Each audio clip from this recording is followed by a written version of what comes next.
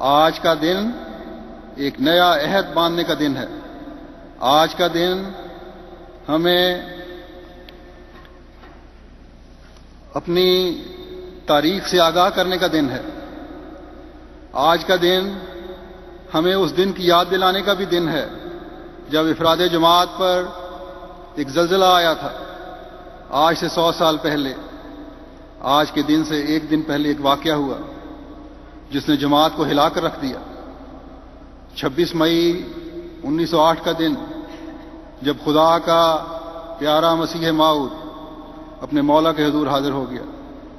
اس واقعے کی خبر اللہ تعالیٰ آپ کو ایک عرصے سے دے رہا تھا جس کا ذکر آپ نے جماعت کے سامنے شروع کر دیا تھا کرنا.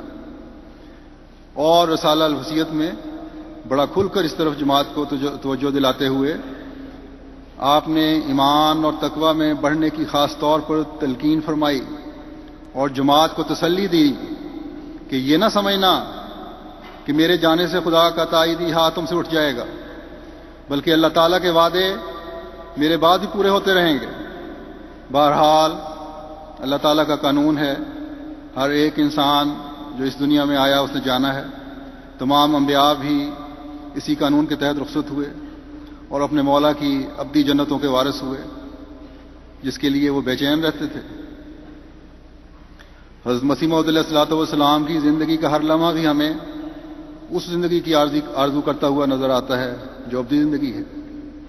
آپ کی وفات پر افراد جماعت کو یقین نہیں آتا تھا کہ آپ اس دنیا سے رخصت ہو چکے ہیں. بہرحال جب پتہ چلا کہ یہ حقیقت ہے اور حضرت مسیح موعود علیہ الصلوۃ والسلام تو خود ایک عرصہ سے اس خبر کے لیے جماعت کو تیار کر رہے تھے، الہامات بھی اس بارے میں ہو رہے تھے.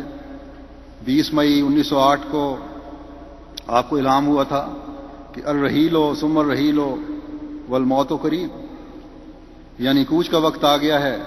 ہاں، کوچ کا وقت آ گیا ہے اور موت قریب ہے.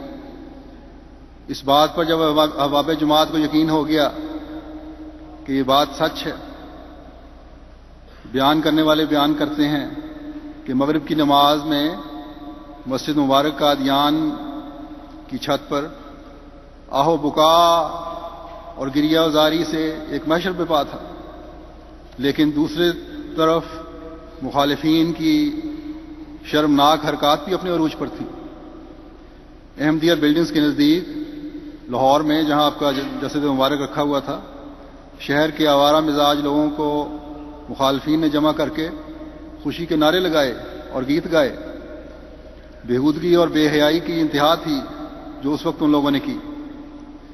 اوباشوں سے تو یہ توقع کی جا سکتی تھی، لیکن بعض کم ظرف اور ذلیل اخبار نویسوں نے بھی آپ کی وفات پر خوشی کا اظہار کر کے اپنے کم ظرف ہونے کا ثبوت دیا اور اس بات کا اظہار کیا کہ اب مرزا صاحب کی وفات کے بعد یہ سلسلہ نعوذ باللہ تباہ و برباد ہوگا. لیکن ان بےہودہ گوؤں کو یہ پتہ نہیں تھا، ان کی یہ بھول تھی، یہ ان دنیا کے کیڑوں کی گھٹیا خواہش تھی، یہ ان لوگوں کی بھول تھی جو خدا تعالیٰ کی اپنے فرستادوں کے لیے غیرت رکھنے کے علم سے بے بہرہ تھے. ان لوگوں کی عقل پر پردے پڑے ہوئے تھے اور آنکھیں اندھی تھیں، جو نہیں جانتے تھے کہ یہ شخص جو آج اس دنیا سے رخصت ہوا اپنے آقا و مطاع حضرت محمد مصطفیٰ صلی اللہ علیہ وسلم کی 1400 سال پہلے کی پیشگوئیوں کا مصداق ہے. اس شخص نے مومنین کی وہ جماعت قائم کی ہے جس کے بارے میں خدا تعالیٰ نے بڑے واضح الفاظ میں فرمایا ہے کہ میں ایسے لوگوں کے خوف کی حالت کو امن میں بدل دیتا ہوں اور اپنی تائید و نصرت سے انہیں نوازتا ہوں. اللہ تعالیٰ نے حضرت صلی اللہ علیہ وسلم کے ذریعے حقیقی مومنین کو یہ خوشخبری دی تھی کہ مسیح و مہدی کے اس دنیا سے رخصت ہو جانے کے بعد دشمن کی خوشی عارضی ہوگی اور اللہ تعالیٰ اپنے فضل اور رحم کی چادر میں اس مسیح و مہدی کے غلاموں کو لپیٹ لے گا. ایک حدیث میں اپنے زمانے سے لے کر آخرین کے زمانے تک کا نقشہ کھینچتے ہوئے حضرت صلی اللہ علیہ وسلم فرماتے ہیں اور یہ روایت ہے حضرت حذیفہ سے.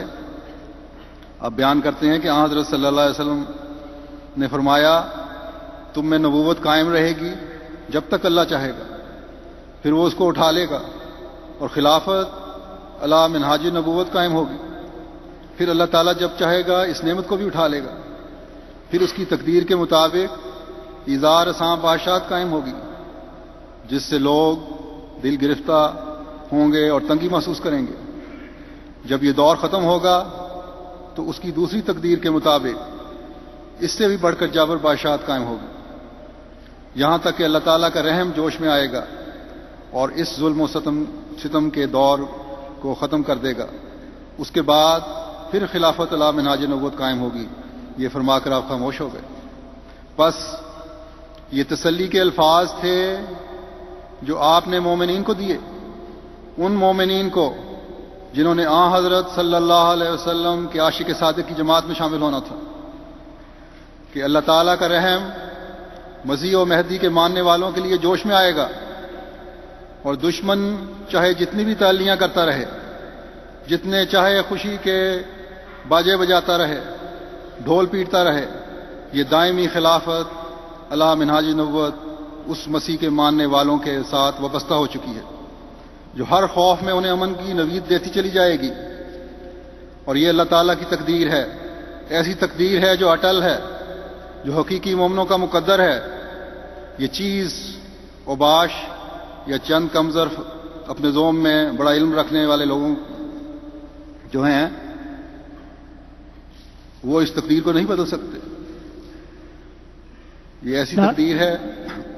نعرہ تکبیر، نعرہ تکبیر، غلام احمد کی اسلام احمدیت، عالمگیر خلافت احمدیہ، خلافت احمدیہ، حضرت خلیفۃ المسیح الخامس. نعرہ تکبیر. اس بات کی